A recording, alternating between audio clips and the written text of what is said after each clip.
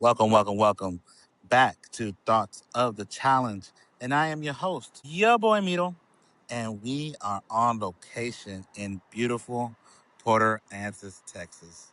As you can see, I am just a leap away from the beach, and it is always important that we take time and get away from all the things that stress us out, that struggle us through life's challenges. It's also important to remember that we still have important and amazing things that we want to put in this world. And so, in order to do so, we got to take time away from the world. We got to take time with our families. We got to take time to do things with our families and for ourselves, meditate and see that we are just as important to do for this for ourselves than it is for anybody else.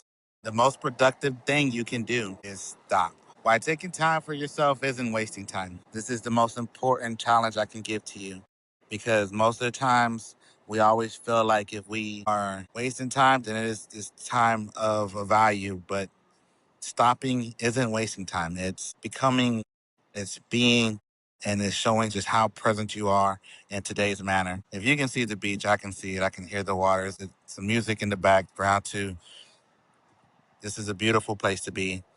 And I highly suggest if you are here in Texas, get yourself to some water, see the ocean, feel the ocean, let the sand hit you, let the waves hit you. My daughter loves it. My wife loves it. I love it. There's a strange belief that has quietly settled into our culture. The busier you are, the more valuable you are. The longer the hours, the harder you're working. The less sleep you get, the more committed you must be.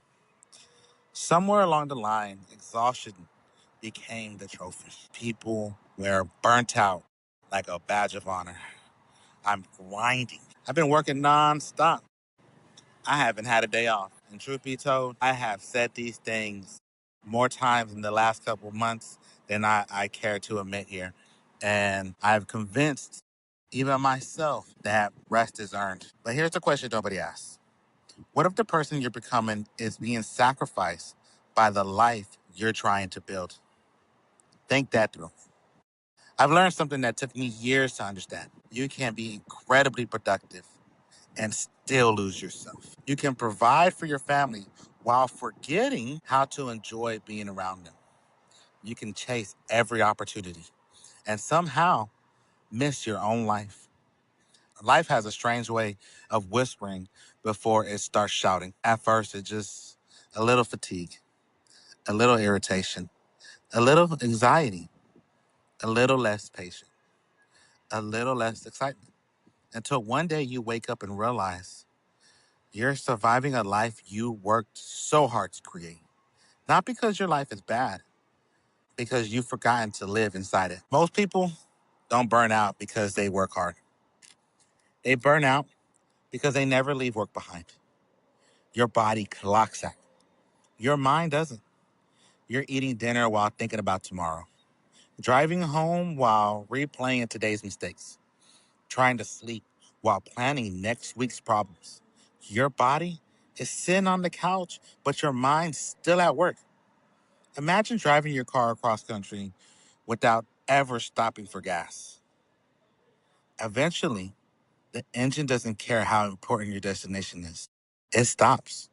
Your mind works the same way. You are not a machine. You're a living system. Even athletes understand that. The strongest people in the world don't train every hour. They recover.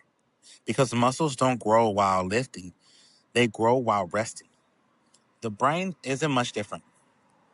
Research in neuroscience shows that period of rest activates what's called the default mode network, a group of brain regions that became active when you're not focused on a task.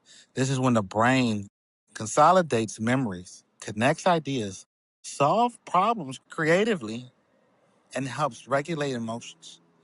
Rest isn't the opposite of productivity, it's part of the process. Nature has always understood this. Every season has a purpose. Trees don't apologize for winter. The ocean doesn't stay at high tide forever. Even the heart contracts, then rests. Contracts, then rests. If it never relaxed between beats, it couldn't keep you alive. So why do you expect ourselves to?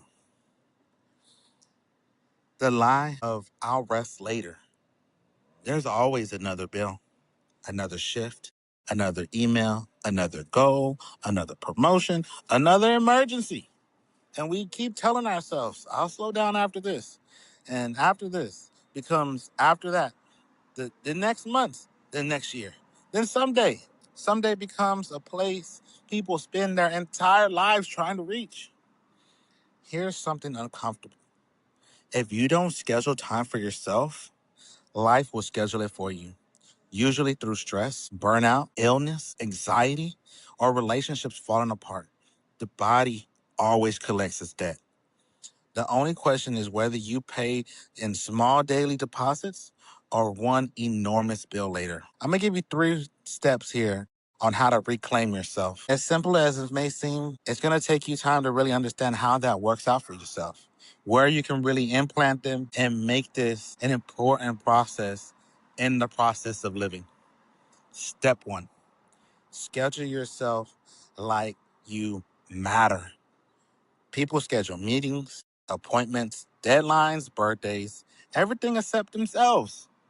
Imagine if you put yourself on the calendar, 20 minutes, no phone, no notification, no work, no expectation, just you, walking, reading, praying, meditating, sitting quietly, whatever fills your soul instead of emptying it. Because here's the truth. If you don't make time for yourself, someone else will gladly spend your time for you. Protect your peace the same way you protect your paycheck. That's some real life statements there. Protect your peace the same way you protect your paycheck. Now, step 2, learn the difference between being busy and being effective. Busy isn't always productive. Sometimes we're moving because we're afraid to stop. Silence has a funny way of introducing us to ourselves. Many people avoid it, not because silence is uncomfortable, but because they finally hear what's being buried underneath all the noise. Speaking of noise, ask yourself, am I actually making progress? Or am I simply staying occupied? One focused hour can accomplish what 5 distracted hours never will. Sometimes slowing down speeds everything up. Slow it down, my friends. Step 3, remember who you're doing it for. This one changed everything for me. We tell ourselves we're working for our families, for our future, for our dreams, but eventually your family doesn't need more hours from your employer. They need moments with you.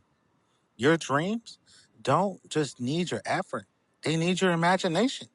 Your future self doesn't simply need more money, they need a healthier version of you waiting when you get there.